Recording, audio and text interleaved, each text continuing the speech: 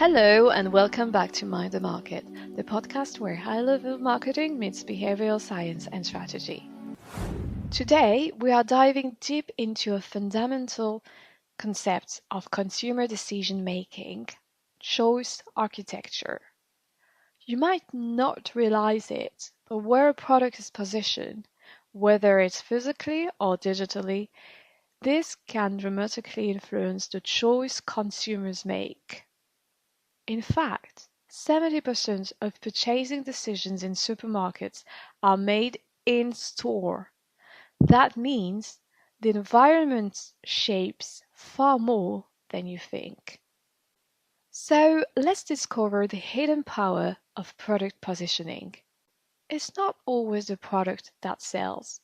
It's often the place where it's positioned. And I'll show you that with a story about a fascinating study by Dr. Anne Thorndike at the General Hospital in Boston. In her experiments, she didn't try to convince anyone to eat healthier or push products onto people. Instead, she made a simple but powerful change. She repositioned water bottles next to the checkout counter, which was previously reserved for sodas. And the result? Water sales increased by 25%, while soda sales decreased by 11%. This is the magic of choice architecture. It's the art of guiding decisions by strategically placing options in front of people, whether that's in a physical store or on a digital platform. So you might be wondering how the concept of choice architecture works. Let me explain it to you. It all boils down to human behavior. The brain tends to look for shortcuts. So when we are faced with a decision, we don't always pick what we want the most. Instead, we often choose what's easiest to access, what's most visible. In fact, people are more likely to choose the option they see first, especially if it's in a prominent place, because this reduces cognitive friction. Think about your local supermarket. If fruits and vegetables are placed near the entrance, they are more likely to be bought. And that's the reason why they're more likely to be placed next to the entrance. Why? Because these items are now visible and accessible at the right moment, triggering the decision-making process. And this leads us to the influence of visibility. So let's take a step further at this. There's another crucial factor at play here: visibility.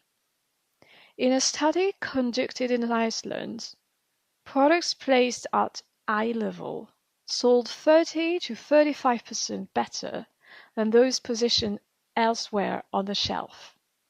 This might seem like a small detail, but it has a huge impact on consumer behavior. Why? Because people are more likely to choose products at eye level simply because they see them. That's why marketers say eye level is buy level. And this is known as the spatial availability bias.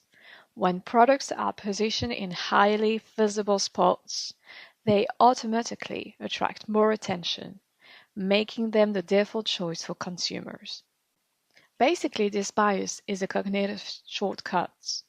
We are hardwired to go with what's immediately available in our field of view without making an effort to explore all the options. Basically, we're a little bit lazy. And let's expand on this availability bias a bit. So this bias refers to our tendency to rely on immediate examples that come to mind when making a decision. In retail, it means that if you see a product, you're more likely to believe it's relevant, popular, or the best choice, simply because it's present and visible. And bear in mind, You don't evaluate everything rationally. You often stop at what's available now. Let's add another layer to this, the primacy effect and its role in consumer choices. This cognitive bias tells us that people tend to remember and choose the first thing they encounter. Imagine a supermarket shelf or a social media feed. The first product you see is more likely to grab your attention. And the reason behind this?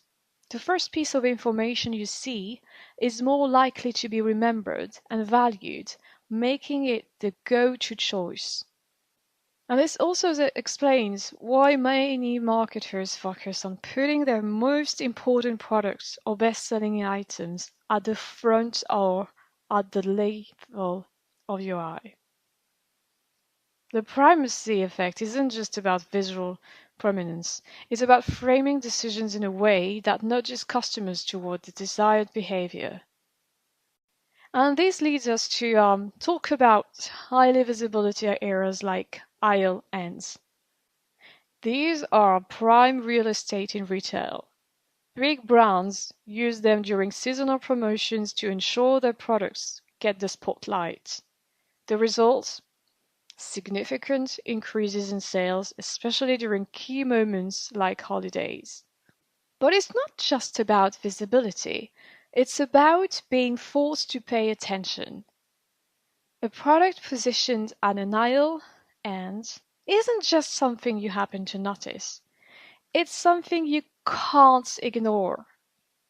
This taps into our instinctual behaviors, making these products appear more important or valuable. And what about the digital shelf? Well, let's see how choice architecture works in the digital world. Just like in physical retail, the way products are displayed online influences our choices. On platforms like Amazon, Google, or even social media, the order in which items appear can have a huge impact on consumer behavior. Think about it. Products listed at the top of a search result page receive significantly more clicks than those at the bottom. And this is the manifestation of the availability bias. On social media, sponsored posts or products that appear first in your feed are more likely to be seen and interacted with. But it's not just about visibility, it's about the arrangement of posts, the colors, the titles, and the call to action that grab your attention.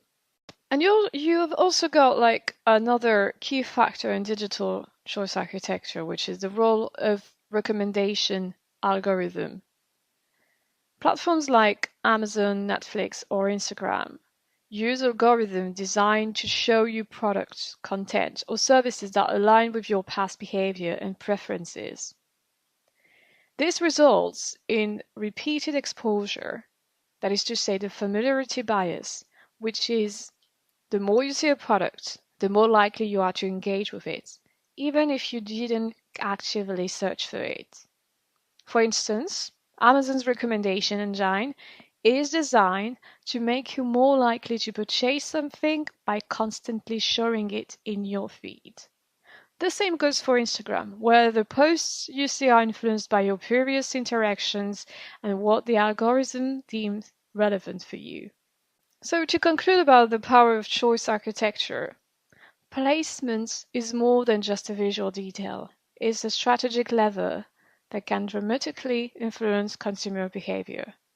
Whether it's in a brick-and-mortar store or online, the way products are positioned can guide your customers' decision and increase your sales. This is where choice architecture becomes a game changer, not just in retail, but all across all aspects of business, from content creation to marketing. Now, if you think repositioning products and changing their visibility is powerful, here's something even more subtle yet incredibly effective: color-coded labeling. Dr. Anne Thorndike didn't just move products in her study.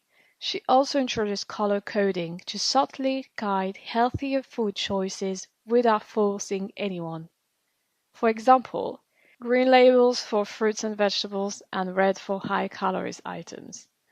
And this small intervention created an immediate recognition effect, nudging people toward healthier choices. This visual approach doesn't just stop at physical products, can be also applied in digital environments where color can drive attention and action. And if you want to know more about this, do not worry, we will dive deeper into this powerful tool in a future episode, so stay tuned. And thanks for tuning into Mind the Market, where we explore the intersection of psychology and marketing. If you found today's episode insightful, make sure to share it with others in your network, and don't forget to follow us for more powerful marketing strategy. Bye!